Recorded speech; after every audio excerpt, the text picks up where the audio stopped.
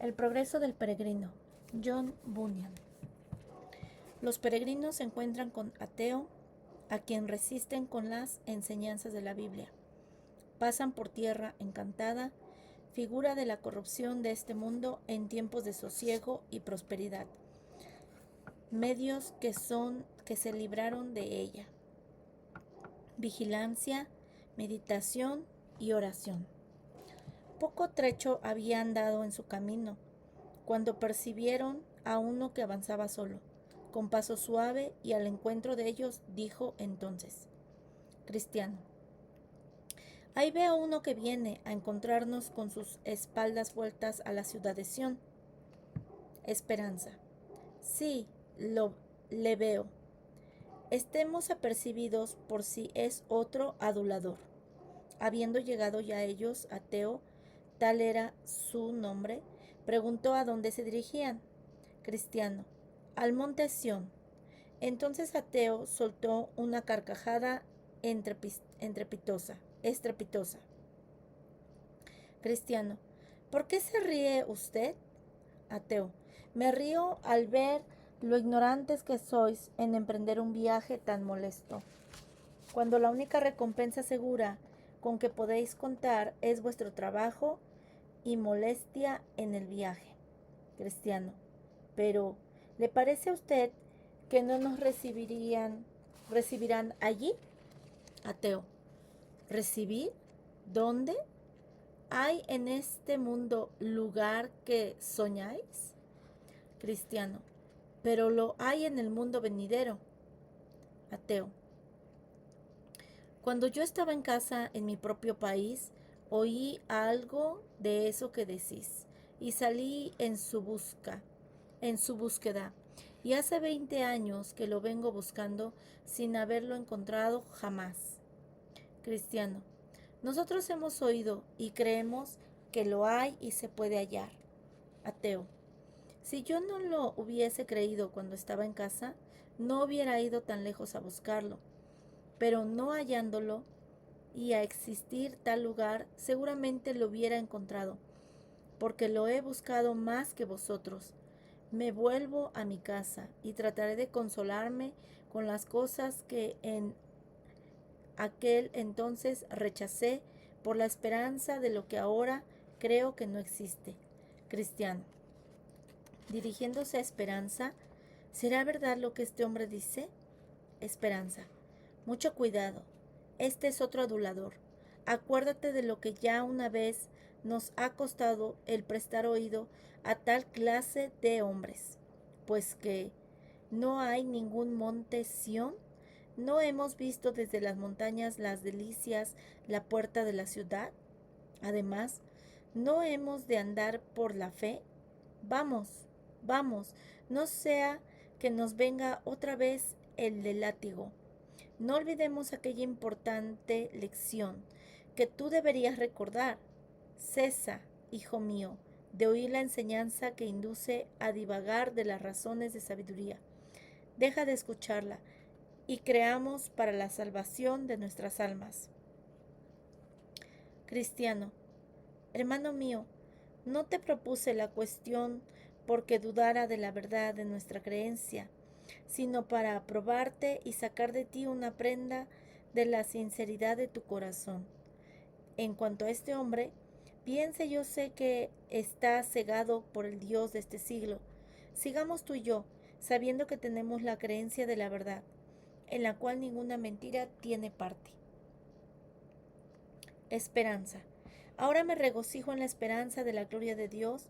Y se retiraron de aquel hombre. Y él, riéndose de ellos, prosiguió su camino. Entonces vi en mi sueño que siguieron hasta llegar a cierto país, cuyo ambiente naturalmente hace soñolientos a los extranjeros. Esperanza empezó, en efecto, a ponerse muy pesado y con mucho sueño, por lo cual dijo: Esperanza, voy teniendo tanto sueño que apenas puedo tener abiertos los ojos. Echemos aquí un poco y durmamos. Cristiano: de ninguna manera, no sea que si nos dormimos no volvamos a despertar. Esperanza: ¿Y por qué, hermano mío? El sueño es dulce al trabajador. Si dormimos un poco, nos levantaremos descansados. Cristiano, ¿no te acuerdas que uno de los pastores nos mandó cuidarnos de tierra encantada? Con eso quiso decirnos que nos guardásemos de dormir. Por tanto, no dormamos como los demás, antes velemos y seamos sobrios. Esperanza, reconozco mi error, y si hubiera estado aquí o hubiera corrido peligro de muerte, y veo que es verdad lo que dice el sabio, mejores son dos que uno. Hasta aquí tu compañía ha sido un bien para mí, y ya tendrás una buena recompensa por tu trabajo. Cristiano, para guardarnos, pues, de dormitar en este lugar, empecemos un buen discurso. Esperanza, con todo mi corazón. Cristiano, ¿por dónde empezaremos? Esperanza, ¿por dónde empezó Dios con nosotros? Pero ten tú la bondad de dar principio. Cristiano, voy pues a hacerte una pregunta. ¿Cómo pasaste a pensar en hacer lo que estás haciendo ahora? Esperanza, ¿quieres decir que como llegué a pensar en ocuparme del bien de mi alma? Cristiano, sí, ese es mi sentido. Esperanza, hacía ya mucho tiempo que yo me deleitaba del goce de las cosas que se veían y vendían en nuestra feria, cosas que, según creo ahora, me hubieran sumido en la perdición y destrucción a haber seguido practicándolas. Cristiano, ¿qué cosas eran? Esperanza, pues eran los tesoros y riquezas de este mundo. También me gozaba mucho en el bullicio, la embriaguez, la maldición, la mentira, la lujuria, la infracción del día del Señor y qué sé yo cuántas cosas más, que todas tendían a la destrucción de mi alma. Pero por fin, oyendo y considerando las cosas divinas que oí de tu boca y de nuestro querido fiel, muerto por su fe y buena vida en la feria de vanidad, hallé que el fin de estas cosas es muerte, y que por estas cosas viene la ira de Dios sobre los hijos de desobediencia. Cristiano, y caíste desde luego bajo el poder de esa convicción.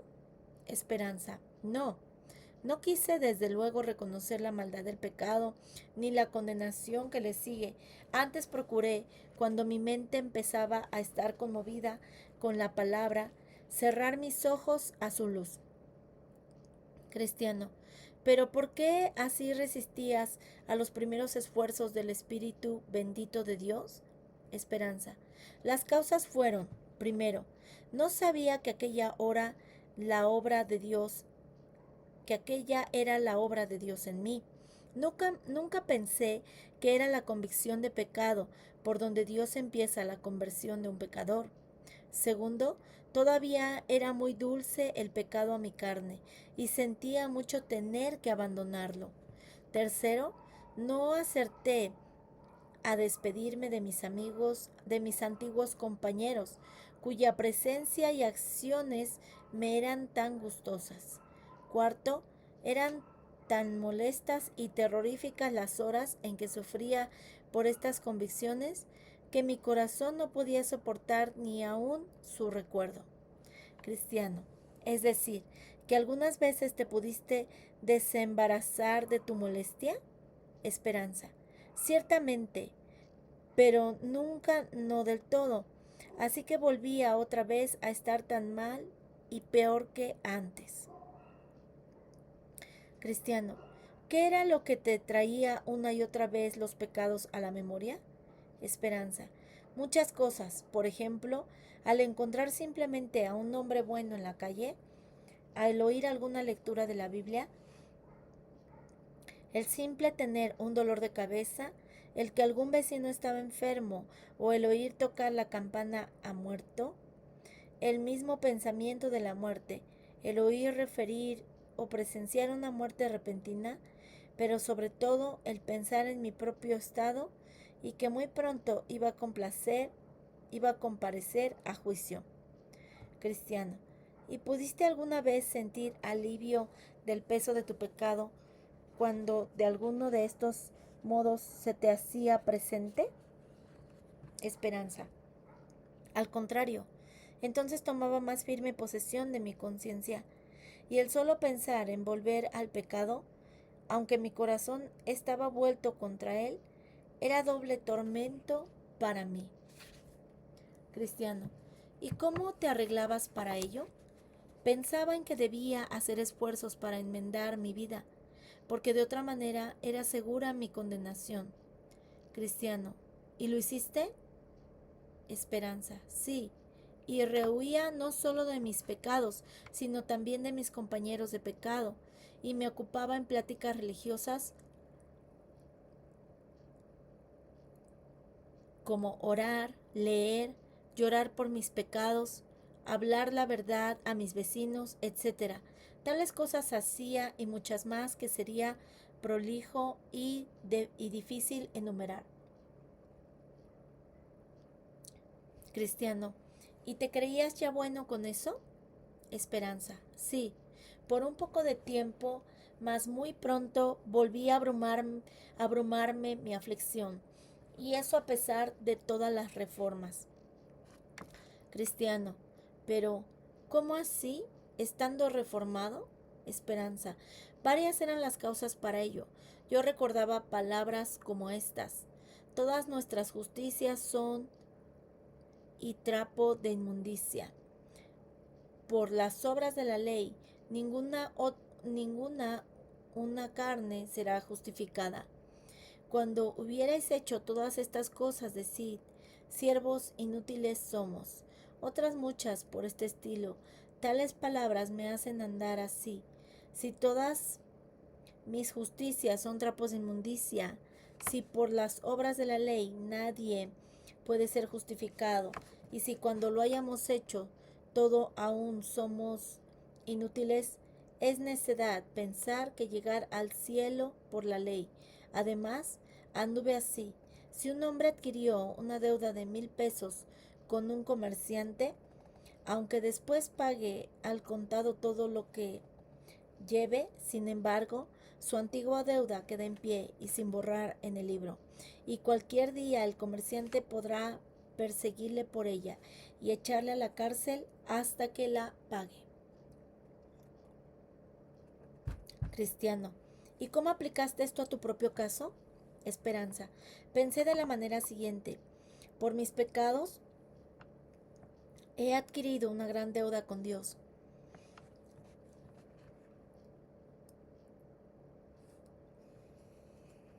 Y mi reforma presente no podrá liquidar aquella deuda. Así que, aun en medio de todas mis enmiendas, tengo que pensar en el cómo me he de librar de esa condenación en que incurrí por mis transgresiones anteriores. Cristiano, es mucha verdad. Sigue, sigue. Esperanza. Otra de las cosas que más me sigue molestando desde mi reciente reforma es la siguiente: que si me pongo a examinar minuciosamente aún mis mejores acciones, siempre puedo ver en ellas pecado, nuevo pecado mezclándose con todo lo mejor que pueda hacer, de manera que me veo obligado a suponer que, a pesar de mis anteriores vanas ideas de mí mismo y de mis deberes, cometo en un día pecado bastante para hundirme en el infierno, aunque mi vida anterior hubiese sido intachable. Cristiano, ¿y qué hiciste después de estos pensamientos? Esperanza, ¿qué hice? Yo no sabía qué hacer hasta que abrí mi corazón a Fiel, porque él y yo nos conocíamos mucho, y me dijo que solo con la justicia de un hombre que nunca hubiese pecado, yo podía salvarme. Ni mi propia ni la de todo el mundo era bastante para ello. Cristiano, ¿y te pareció eso verdad? Esperanza, si me lo hubiera dicho cuando estaba tan contento y satisfecho de mis propias reformas, le hubiera llamado necio. Pero ahora que veo mi propia debilidad y el pecado mezclado en mis mejores acciones, me he visto obligado a ser de su opinión. Cristiano, pero cuando Él te hizo por primera vez esta indicación, ¿te parecía posible encontrar un hombre tal de quien se pudiera decir que nunca había pecado? Esperanza. Tengo que confesar que sus palabras en un principio me parecieron muy extrañas, pero después de más conversaciones y más trato con él, me convencí realmente de ello. Y le preguntaste quién era ese hombre y cómo habías de ser justificado por él. Esperanza. Ah, sí. Y me dijo, es el Señor Jesús que está a la diestra del Altísimo. Y añadió, has de ser justificado por Él de esta manera, confiándote en lo que Él por sí mismo hizo en los días de su carne, y lo que sufrió cuando fue colgado en el madero. Le pregunté, además, cómo podía ser que la justicia de aquel hombre pudiese tener tal eficacia que justificase a otro delante de Dios.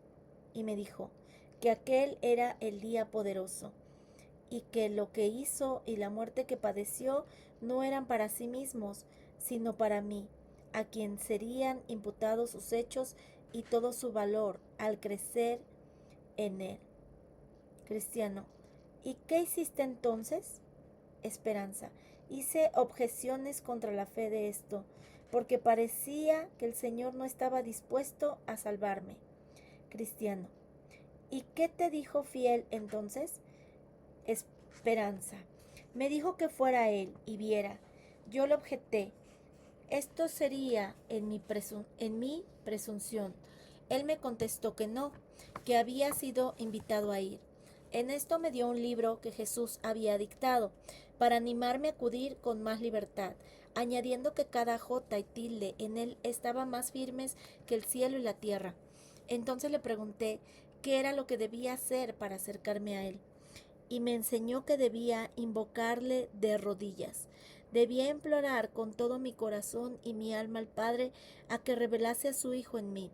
Volví a preguntar acerca de cómo debía hacerle mis plegarias y me dijo, vete y le hallarás sentado sobre un propiciatorio, donde permanece siempre para dar perdón y remisión a los que se le acercan. Le manifesté que no sabría qué decir cuando me presentase a él, y me recomendó que le dijese palabras como estas: Dios, sé propicio a mí, pecador, y hazme conocer y creer en Jesucristo, porque reconozco que si no hubiera existido su justicia, o si no tuviera yo fe en ella, estaría del todo perdido. Señor, he oído que eres un Dios misericordioso y que has puesto a tu Hijo Jesucristo como Salvador del mundo, y que estás dispuesto a concedérselo a un pobrecito pecador como yo. Y en verdad que soy pecador. Señor, manifiéstate en esta ocasión y ensalza tu gracia en la salvación de mi alma, mediante tu Hijo Jesucristo. Amén. Cristiano, ¿y lo hiciste así? Esperanza, sí, 1,000,000 veces. Cristiano, ¿y el Padre te reveló a su Hijo? Esperanza, no, ni la primera, ni la segunda, ni la tercera, ni la cuarta, ni la quinta, ni aun la sexta vez. Cristiano, ¿y qué hiciste al ver esto? Esperanza, no sabía qué hacer. Cristiano, ¿no estuviste tentado a abandonar la oración? Esperanza, sí, 200 veces. ¿Y cómo es que no lo hiciste? Esperanza, porque creía que era verdad lo que me había dicho, a saber, que sin la justicia de este Cristo, ni todo el mundo sería poderoso para salvarme. Y por tanto, discurría así conmigo mismo: si lo dejo, me muero, y de todos modos quiero más morir al pie del trono de la gracia. Además, me vinieron a la memoria estas palabras: aunque se tardare, espéralo, que sin duda vendrá, no tardará. Así seguí orando hasta que el Padre me revelase a su Hijo. Cristiano, ¿y cómo te fue revelado? Esperanza, no le vi con los ojos del cuerpo, sino con los del entendimiento. Y fue de esta manera: un día estaba tristísimo, más triste, según me parece, que jamás había estado en mi vida, siendo causada esta tristeza por una nueva revelación de la magnitud y vileza de mis pecados. Y cuando yo no esperaba otra cosa que el infierno, la eterna condenación de mi alma, de repente me pareció ver al Señor Jesús mirándome desde el cielo y diciéndome: cree en el Señor Jesucristo y serás salvo. Pero contesté: Señor, soy un pecador grande, muy grande. Y me respondió: bástate mi gracia. Volví a decirle: pero, Señor, ¿qué cosa es creer? Y vi por aquel dicho: el que a mí viene nunca tendrá hambre, y el que en mí cree no tendrá sed jamás. Que el creer y el venir era todo una misma cosa, y que aquel que cree, es decir, que corre en su corazón y afectos tras la salvación por Cristo, aquel en realidad cree en Cristo. Entonces vinieron las lágrimas a mis ojos y seguí preguntando: pero, Señor, ¿puede en verdad un pecador tan grande como yo ser aceptado de ti y salvo por ti? Y le oí decir: al que a mí viene no le echo fuera. Y dije: pero, Señor, ¿cómo he de pensar de ti al venir a ti para que mi fe esté bien puesta en ti? Y me dijo: Jesucristo vino al mundo por salvar a los pecadores. Él es el fin de la ley, para justicia a todo aquel que Él fue entregado por nuestros delitos y resucitado para nuestra justificación. Nos amó y nos ha lavado de nuestros pecados con su sangre. Él es el mediador entre Dios y nosotros. Él vive siempre para interceder por nosotros. De todo lo cual colegí que buscar mi justificación en su persona y la satisfacción de mis pecados en su sangre, que lo que hacía él, obedeciendo a la ley de su Padre y sometiéndose a la pena de ella, no era para sí mismo, sino para aquel que lo quiere aceptar para su salvación y que es agradecido. Y entonces mi corazón se llenó de gozo, mis ojos de lágrimas y mis afectos rebosando de amor al nombre, al pueblo y a los caminos de Jesucristo. Cristiano, esta era, en verdad, revelación de Cristo a tu alma, pero específicamente los efectos que produjo en tu espíritu. Esperanza. Me hizo ver que todo el mundo, a pesar de toda su propia justicia, está en estado de condenación, que Dios el Padre, aunque es justo, puede con justicia justificar al pecador que viene a él. Me hizo ponerme grandemente avergonzado de mi vida anterior y me humilló, haciéndome conocer y sentir mi propia ignorancia, porque hasta entonces no había venido un solo pensamiento a mi corazón que de tal manera me hubiese revelado la hermosura de Jesucristo. Me hizo desear una vida santa y anhelar el hacer algo para la honra y gloria del nombre del Señor Jesús. Hasta me pareció que si tuviera ahora 1000 vidas, estaría dispuesto a perderlas todas por la causa del Señor Jesús.